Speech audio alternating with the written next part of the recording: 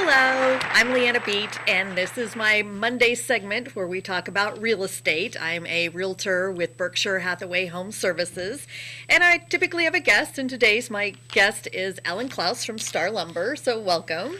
Thank you. So we're going to talk a little bit about what happens when I go to a house and the seller wants to sell the house, and maybe the house has been grandma's house and hasn't been touched since 1980 when she decorated in mauve and forest green, and that's fine except for millennials that don't particularly like those colors. They like a light gray and a light white.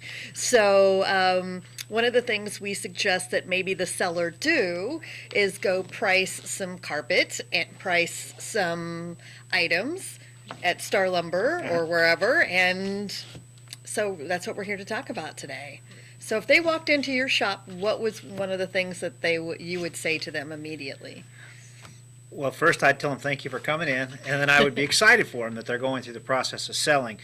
The thing that, as the conversation evolved, what I've learned over time, and I'll give you just a brief description of my background, is that I've been a landlord for about 20 years, and I've flipped several houses. So for those of you that are familiar with that, meaning me and my partner bought a house to fix up solely for the purpose of quickly reselling it. And that gets into the process of being very strategic about what we spend money on. Yes. And so along with that, I also do a lot of classes for realtors, and I brought along this book just to give you an idea. I just didn't want people to think I was just kind of talking off the cuff. So this is me on the front, but The Science of Remodeling is based on a book. So you wrote your own book? Really built my own presentation. I wouldn't. But the theory was that there's people that needed help knowing what to fix in what order. Right. And so based on all the research I've done and my practical experience, there's a book called Flip out there, and it really helped me get this together. And what I realized over time was that if home sellers would follow the same process as flippers, that they would make more money. Their houses would sell faster, the people buying the house would be happier, the realtor would be happier, everybody would be happier. And the algorithm, the thought process, really boils down to must-dos, should-dos, and could-dos. Right. And so if I'm working with a customer on the floor as they're talking about new carpet or new countertops, sometimes I think it disarms them a little bit, but I'll ask them, do you have all your siding fixed? Right. Do you have your windows fixed? Is your roof all set? Because people oftentimes want to fix the pretty things, right, countertops and things, and I love to sell pretty things. Right. But at the end of the day, their house, they've got to get through that must-do category first. So if you're a person thinking about selling your home and you're going to have LeAnna out to help you, you'll help yourself by getting ready and getting your must-dos done. And by must-dos, what I mean is anything that's broken. Right. So probably one of the things that would help when they walked into your shop is to have photos of what they're trying to do.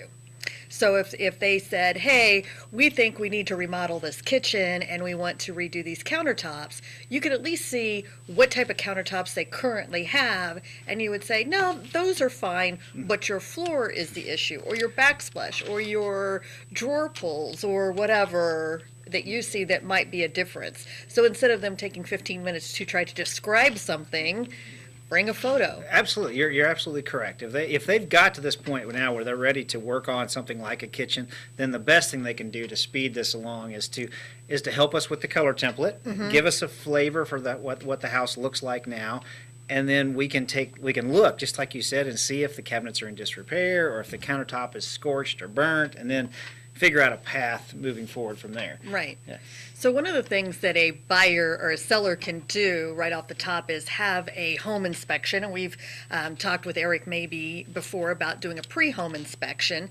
And a pre-home inspection will help you with things like the roof, the water heater, the foundation, the big components of the house that make it valuable. And then after that is that, more marketable is the pretty things. Yes. And then also we have to counsel, as you kind of covered, is sellers overspending, because you could spend, what's a reasonable amount to spend to do about 1,000 square feet on carpet? Oh, so a great question, and I brought a little board. Well, a lot of what I do is help realtors, and so we use a number of $2 a foot.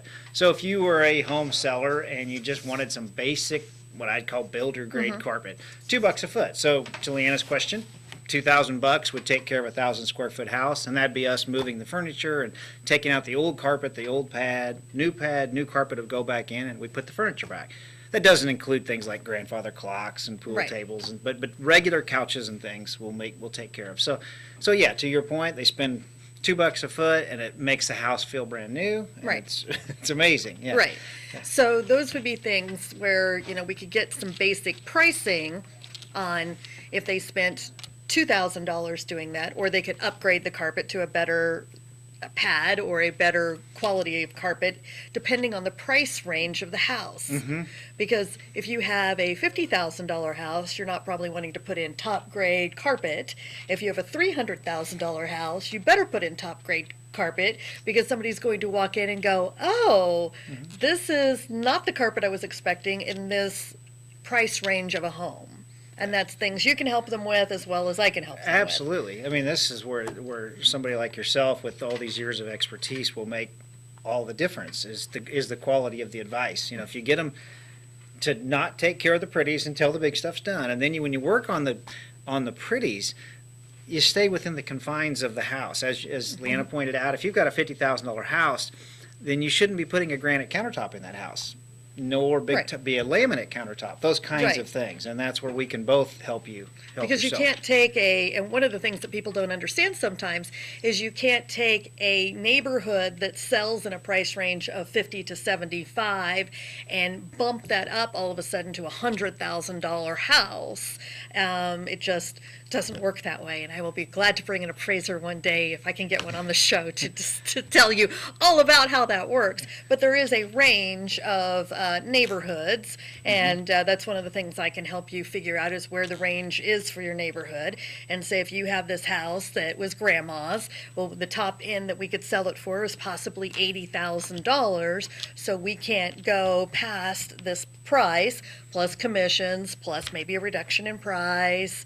So those are all the components that they have. So now we have a budget. Let's say we have a budget of $5,000. Yeah. So now we know we can spend $2,000 on carpet, maybe $1,000 on countertops. Would that be a reasonable maybe amount? a little bit of vinyl floor in the bathroom, cover up the old one, something like that. Yeah, something that would be less expensive than trying to do a bathroom remodel and buying big ceramic tile or something. So a basic bathroom remodel would cost about how much?